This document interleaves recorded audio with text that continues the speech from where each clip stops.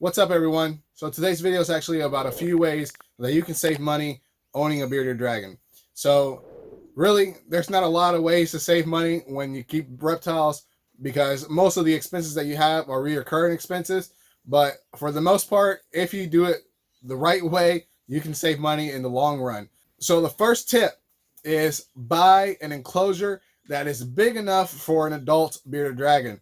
And if you can, make sure you're getting an enclosure that's going to last a long time. Hopefully, the life of the bearded dragon, or maybe if you're like most people that have bearded dragons, you can't live without a bearded dragon after one passes. So you end up having bearded dragons every time that you don't have one. So I've actually met a few people that are in their 40s and they've had bearded dragons ever since they were in their teens. And every time they lose one, sadly, that's how life goes.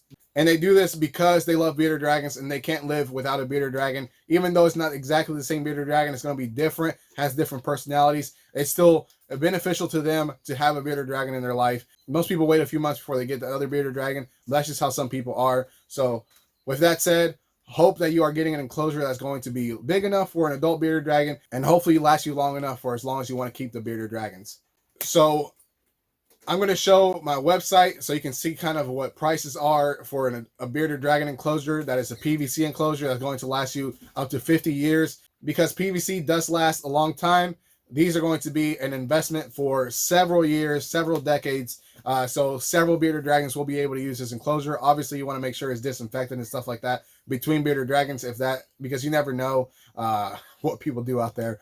But you just want to make sure that you are getting something that's going to last you a long time. And honestly, my prices are reasonable compared to other people. Now, I don't want to bash anyone, so I'm not going to show anyone else's prices or website. But just know that usually my prices are about $200 less than most people are selling their enclosures for. The second tip is feeders. So when you first buy a bearded dragon, you're going to be buying bugs a lot. So obviously, it depends on the size of the bearded dragon that you purchase. If you purchase an adult, it's going to eat a lot less than a baby. A baby bearded dragon is going to eat about 100 bugs, if not 200 bugs, depending on the size of the bug, every week. So just expect that to be something that you're doing. The good thing about bearded dragons is that they grow relatively quickly, so you can start upgrading the size of the bugs a lot sooner than you can with other reptiles. So in the long run, you are saving a little bit of money compared to other reptiles because of how big the bugs get and how much it decreases the amount of bugs they have to eat based off the size of the bug. So for example, if you have a bearded dragon that's big enough to eat medium dubia roaches, but you're still feeding it small roaches, you're probably looking at feeding that same bearded dragon about 200 to 300 bugs every week, mainly because they're eating bugs that are about half the size of the bugs they're supposed to be eating. Once you start feeding it mediums, you're probably looking at about 100 bugs a week. And then once you start feeding it largest, and once it gets big enough for you to start feeding it largest, you're looking at about 50 bugs a week. And once they get big enough to where they're no longer having to eat bugs every day, you're probably going to only be feeding about 20 to 30 bugs every week. So it does get very cheap. The best way to save money when it comes to bugs is buy in bulk. Now, I know what most people are going to say, well, I don't want to find a place to keep all these bugs for however long and then take care of them and keep them alive just so I can feed my bearded dragon. Technically, that's the best way to find feeders for your bearded dragon. You know exactly what they're eating, you know exactly where they're kept, and you know exactly where it's going to go. So everything from the time that you bought the bug to the time that it's being fed to the bearded dragon, you know where that bug's been, you know where that bug's ate. So that's technically the best thing that you could do is buy in bulk. Make sure you're feeding those bugs good meals so they are feeding your bearded dragon the best healthy meal that they can get. So I'm just going to show one of the websites that I use as far as bugs. And this guy, he has some of the best prices that I've seen. And he's local to me, so I do buy a lot from him. But this is not a biased marketing ad or anything like that where I'm trying to get you to buy bugs from him. This is just someone that I use, someone that I think has very good prices. There's about 2 or 3 bug distributors that I use just in case one of them's out of stock on the size that I need, then I'll just go to the next one. So I'm just going to show this guy so you can kind of get an idea of prices. And the thing about bulk buying is if you have one bearded dragon and they're eating about 100 bugs a week, you can buy 1,000 bugs. That'll last you for about 2 months. And also at the same time, those bugs will probably be growing with your bearded dragon. So by the time the bugs are 2 months older than they were when they arrived at your house, your bearded dragon is also 2 months older, and they're probably at a size where they can start eating those bugs that are also 2 months older. So that is another way to save money when you're feeding your bearded dragons. I just want to add this another tip. If you decide that you want to breed your own bugs, that is the best way to save money when you keep your bearded dragons, mainly because you only have to purchase the bugs once, and then you just have to let them go crazy and let them breed. So usually it takes about 6 months for a dubia colony to actually get to a size big enough for you to actually be feeding off of. So it really depends on how many bearded dragons you have. But if you have only one bearded dragon, you can usually start with a small breeding colony. Usually a small breeding colony is about 7 males and 25 to 30 females. And again, if you let them go crazy for about 6 months in adequate temperatures and adequate feed, you're going to have probably about 200 or 300 adult dubia roaches that are producing about 200 or 300 babies every week. And then if you let those babies grow up, you're going to have enough for you to feed your bearded dragon every week. Now, obviously, once your bearded dragon starts eating a lot less, that dubia roach colony is going to become a little obsolete. So you might either start selling your own roaches, or you might get another bearded dragon to offset the extra feeders that you have. So I did that for a while, but then I ended up getting so many bearded dragons that at that point it was just easier for me to buy the feeders. I still do have a colony of dubia roaches, but the whole purpose of them is just to be able to feed the babies when the babies hatch. So I just let them produce and produce and produce until I'm getting about 10,000 small dubia roaches every week, which takes a lot of adults to actually get to that. I think at one point I had about 200 or 300 males and about 1,000 females, and that's usually the ratio that I go off. Some people do like 1 male to 5 females. Some people do 1 male to 8 females, but I usually find that really is about somewhere in between. If you do 1 to 5, it's a good ratio, but once you start getting to 1 to 8 or 1 to 10 or something like that, there's not enough males for the females that you have. So 1 to 7, 1 to 6 works for me pretty good. 1 to 8, I've tried it. It's not that it doesn't produce, it just doesn't produce as well as the 1 to 6 or 1 to 7. So that was one time. Since then, I've actually scrapped that dubia roach colony because it kept getting infested with fruit flies or gnats, and I started over because honestly, I didn't know what to do at that point because they kept coming back and they kept breeding in there, and it was just killing most of my dubia roaches. So I scrapped that and started over, hoping that it fixes the issue. Another way for you to save money with your bearded dragon is go to the hardware store. Once you start having to replace light bulbs and having to replace hides and stuff like that, and you're going to realize this is getting expensive. So anytime you go to a pet store and you're buying one of those nice little hides that go in the corner, you're spending about $30-$40 for an adult bearded dragon size hide. If you go to the hardware store, you can buy a couple bricks in a paver stone that's about 12 by 12 or even 16 by 16 if you want to go bigger, and you can put that in your enclosure, and you can use that as a basking spot. You can use it as a hide. You can have a couple in there. You can have one. It doesn't really matter. It just depends on what you want to do.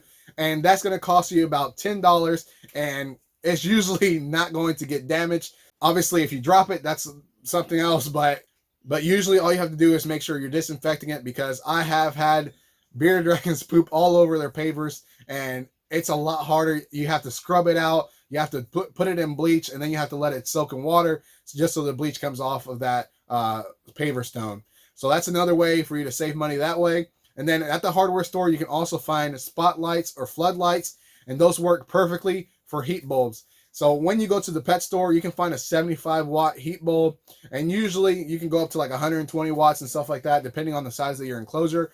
But I've noticed that the hardware store sells those same wattages, but they actually produce a lot more heat. So I used to use 75 watt bulbs in my enclosures, but now I only use 45 watt bulbs that I get at the hardware store it's like a Philips brand. That works a lot better for me because I'm buying about 20 bulbs for about $20. So I'm getting a bulb, $1 per bulb.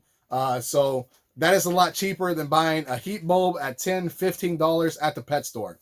If you are a person that likes substrate in their enclosures, whether it be a bioactive enclosure or just an enclosure with sand at the bottom, you can also go and buy sand and topsoil, organic topsoil at the hardware store for a lot cheaper than you can at a pet store. You can find about 50 pounds of play sand at the hardware store for a few dollars, and that is plenty of sand for the bottom of your enclosure. Obviously, if you're going bioactive, it's going to be usually a mixture of sand and dirt. So then it really depends on how much you want to go. If you want to go 8 inches, 6 inches, and stuff like that. But I've noticed that if you go to the hardware store and buy that stuff, you're going to get it a lot cheaper, and you can buy in bulk, because I know that at the pet store you can get about 10 pounds of sand for about $10. So obviously 50 pounds of sand for a few dollars, I think it's like $4 or $5 is what I've usually bought them for. That's a lot cheaper than the pet stores. The other way you can save money, and this is only if you are good at handy stuff or if you're good at sewing or something like that, make your own decor. So there's two ways that you can make your own decor. One, you can actually make it, and two is you can go find it out in the wilderness, out in the, wherever you go, out in the environment. So for me, when I put driftwood in my enclosures, I can get that at a river nearby or some body of water that has driftwood. And now most people are going to be like, oh, you shouldn't use driftwood that you find out in the wild, out in nature. But if you put it in the oven, or if you bleach it, or if you somehow get all that bacteria out of it, you can use it in your enclosure. It doesn't take that much work, especially if you have driftwood that's about 12 by 12 or something like that. Something good enough for your bearded dragon to climb on and use it as a basking spot or use it as a sleeping spot. That's going to be a size that you can manage and put in the oven, or bleach it and put it in a bucket or something like that if that's the route you want to go. Now, the only thing I want to say about that is make sure there's no bark on that driftwood, mainly because the bark can possibly carry bacteria. But if you are putting it in the oven, then it's usually not a huge deal. But if you're putting it in bleach, the bleach it just really breaks down the bark, and it just makes it a lot harder in the long run to clean it, because now that bleach is inside of the bark, and if that bark doesn't fall off completely, you're just going to have soaked bleach, and you don't want that either. The other thing about bleaching is, because it's soaking into the driftwood, you also want to make sure that you're letting it completely dry out, so you don't get any bleach inside of your enclosure, because obviously all of those fumes and stuff are going to release from the driftwood, and you don't want your bearded dragon to be exposed to any bleach fumes. So also, I did mention that if you're good at sewing, you could create your own decor. I can sew my own hammocks. I've sewn different size hammocks, different styles of hammocks. All you have to do is go to Hobby Lobby or one of those different stores, Michael's or something. Get you some fabric. Usually, I can find fabric for about $5, and that usually makes me about 3 hammocks. So if you have a big enough enclosure and you can put 3 hammocks in there, and you're good at sewing, obviously you also have to have a sewing machine, which is not the cheapest thing. But if you already have all that stuff and you're good at sewing, for relatively cheap, you can make about 2 or 3 hammocks for your enclosure, and your bearded dragons are going to love it. The last thing I want to talk about as far as saving money is go and buy dog food bowls and plastic dishes and stuff like that at Walmart or wherever you get all that stuff. Now, again, try to stay away from the pet stores, mainly because the pet stores are usually a little bit overpriced compared to other places. So, for example, I get these dog food bowls at Walmart for about $5. And they're clear so they can see the bugs inside of it, but the bugs cannot get out, and it's heavy enough to where they can't tip it over if they climb into it to eat the bugs. So this is actually working perfectly for me. I've never had any issues with it. And also, when my bearded dragons have no bugs in here, they also use it as a sleeping spot, and they'll get in there and curl around if they fit. And sometimes they make themselves fit. So this bowl works perfectly for me, and I've never had any issues with it. This is the other bowl I have. I also get this one at Walmart. It's about $1 or something like that. And this is perfect for greens. And you can also put superworms and mealworms in here. Sometimes they climb out, but if you put it in the greens, they usually start going in there and eating the greens before they actually start coming out of it. And then usually, because they're moving around the greens, your bearded dragons are going to eat the greens and eat the worms as well. So this works perfectly for me. I have several of these. I have so many of these. I don't even know why I have so many, because I don't have as many enclosures as I have little dishes like this. But you just couldn't pass it up. $1 one of these, I mean, it's crazy. So I use this as my greens feeder dish, and this works perfectly for me. You can also even use it as a water bowl. Obviously, because it's super light, they would be able to move it around and the water will get everywhere. But if you don't care about that, you can use this as a water bowl as well. I've had this forever. I just disinfect it once a week, let it dry, and I put it right back in there. And that's another reason why I have extras, is because sometimes I don't want to wait for it to dry, and I'll just put a different one in there that's already been disinfected before. But this works great for me. If you made it this far into the video, I appreciate it. Don't forget to like, share, and subscribe, and hit that notification bell so you don't miss anything that I put out in the future. As always, peace.